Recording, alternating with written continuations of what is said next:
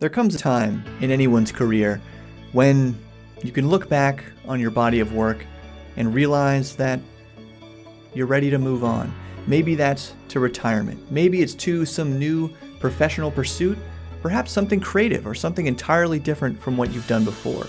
But when you walk through that new door, across that threshold, you can turn back and hopefully admire the work you've accomplished. But sometimes, it can be kind of a dumpster fire. And this is one of those times. From comicbook.com, Wizards of the Coast president steps down. Cynthia Williams will depart Wizards of the Coast at the end of this month. An SEC filing disclosed that Cynthia Williams, president of Wizards of the Coast and Hasbro Gaming, had informed Hasbro that she was leaving the company as of April 26th. So, in less than a month. Wow. Hasbro is conducting a process to identify her successor, looking at both internal and external candidates. Now, I assume any decision like this was probably known ahead of time, so who knows when they actually started looking for somebody. Maybe they already have someone in mind. Is it normal that a person would step down? Or do we think it's possible that she was kind of asked to step down? Maybe she just got an amazing new job opportunity somewhere else, and she's the one leaving Hasbro high and dry. We do have that Rascal News was the first to report on the filing. Let's check that out briefly. Okay, that was easier to find than I thought. U.S. Securities and Exchange Commission, departure of directors or certain officers, election of directors, appointment of certain officers, compensatory arrangements of certain officers. On April 15th, 2024, Cynthia Williams, President Wizard, okay, we've already heard that a couple times, informed the company of her resignation, effective April 26th. So that's literally a 2 weeks notice. That's crazy. I feel like for a CEO, give them a month. The company is conducting a process to identify her successor, looking at both internal and external. Okay, unfortunately that had no additional information, but hey guys, update your resume if you need to. Spruce up that LinkedIn profile because they're looking at external candidates. Maybe you could be up for it. But Hasbro provided the following statement to comicbook.com. We're excited for Cynthia to take the next step in her career and grateful for the contributions she has made in her more than 2 years at Wizards and Hasbro. We wish her the absolute best in her next endeavor. We have started the search for our next president and hope to have a successor in place soon. I mean, it would be wild for them to say anything different, but, there were certainly some contributions made in the last 2 years. We'll see if any of those are referenced. Oh, and that's interesting. Williams joined Wizard of the Coast just over 2 years ago, having joined Hasbro from Microsoft. Just a good reminder that these are basically the same company for our intents and purposes, where she served as the general manager and vice president of the gaming ecosystem commercial team and helped drive the expansion of Xbox gaming. Williams also worked for Amazon, I didn't know that, as part of their e-commerce direct-to-consumer business. Williams took over the job vacated by Chris Cox, who became the overall CEO of Hasbro. And that will be interesting, right? If they do go with some internal move, I don't know who would be next in line to be the president of Wizards of the Coast. If that could be somebody like Kyle Brink, who's the executive producer of D&D. And here we go. Under Williams' leadership, Wizards of the Coast helped grow Hasbro's most profitable business line, with Wizards earning over $1 billion with a B in 2023. Wizards and digital gaming, always lumped together, saw some massive successes, including the release of Baldur's Gate 3 and Monopoly Go. Yeah, this isn't something that I've mentioned on the channel because it's not relevant to tabletop necessarily, but this game, Monopoly Go, apparently came out sometime in 2023, I think. It might have been late 2022. And this game alone has apparently brought in over $2 billion. It's straight up just you're on your phone, clicking pretty much one button kind of game. And, with microtransactions, I guess. I mean, kudos to Williams for doing that if she led that in some way. That's huge for the company.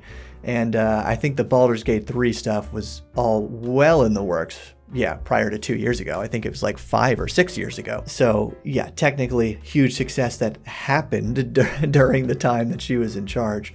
But it would have happened to whoever was there, I think. Okay, and was also the focus of intense scrutiny for a series of corporate missteps involving the Dungeons & Dragons and Magic the Gathering brands, as well as an attempt by activist investors to spin off Wizards into a separate company?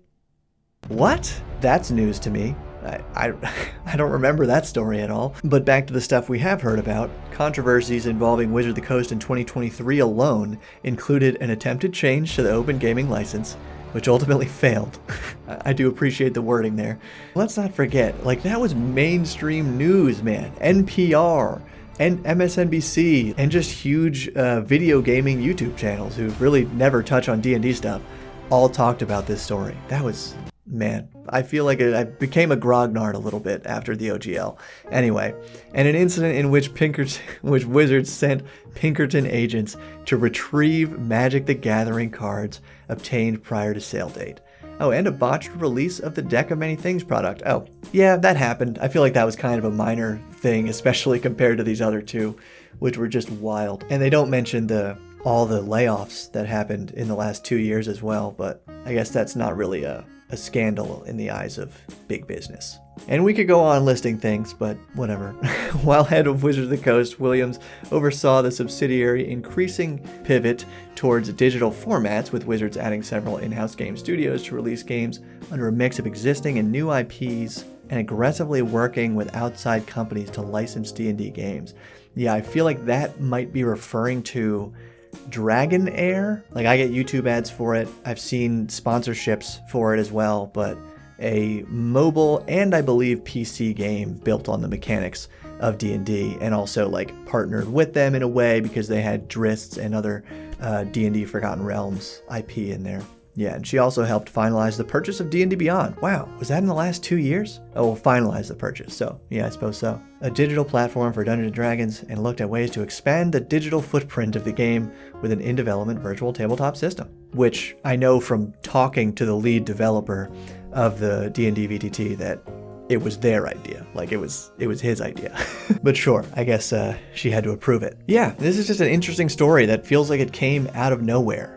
Like, it kind of makes sense to a degree with all the stuff that has happened just in the last 2 years. Like, really, it's been the most scandalous 2 years for D&D or Wizard of the Coast, easily in the last 10 years of 5th edition's lifetime. So it kind of makes sense for them to try to cut it off here, right? Really not bookend it, because we didn't start with scandal, but cut it off here before they turn over this new leaf with the Dungeons & Dragons rules update coming later this year. Yeah, it makes sense for this to happen. So it feels like it was probably not a 100% autonomous move on her part, right? Like, what are the chances? It's just too good of a coincidence for D&D that the leader during the time of all this controversy is leaving right before they have all this new awesome stuff coming out. And of course, the interesting thing will be, does anything change, right? I feel like for the most part, the people who are in that kind of position, like, it's not clear to me anyway, how much a president of a company as big as this actually steers the ship, you know? I think we can say that between her and Chris Cox, I believe, both with backgrounds, like, you know, big backgrounds in digital gaming. I mean, as we saw just in the article here, it makes sense to see all the moves mentioned, all the licensing, approving the virtual tabletop and things like that. All ways to, as they put it, expand the digital footprint of the game. And I imagine that because of the success that came from it, that will continue to happen with whoever fills these shoes. So the question will be, is it someone with more knowledge of things like Dungeons and Dragons, things like Magic the Gathering? Will it be someone who's really a fan of these products, who has the insight to avoid the crazy controversies that, yeah, under her leadership, the company stumbled their way through? Because it seemed like so many of these things, you know, just brought on the reaction from the community of what were they thinking? So of course, if someone who feels in some way part of the community were in that seat, you'd think that those missteps wouldn't have occurred. And I guess that's probably the best case scenario. And the other thing that's really important to remember is, whatever happens with Wizards of the Coast and with Dungeons & Dragons as a company, we know they got some real, like, good creative people in there working on the game, and we know we got some real good creative people working outside of that company to make awesome stuff for this game.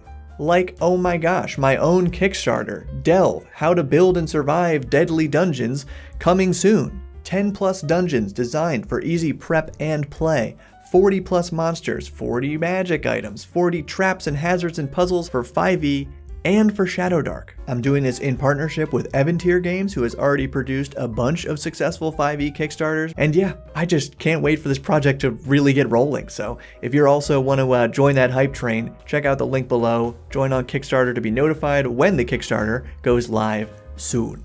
But as always, thank you for your support and keep building.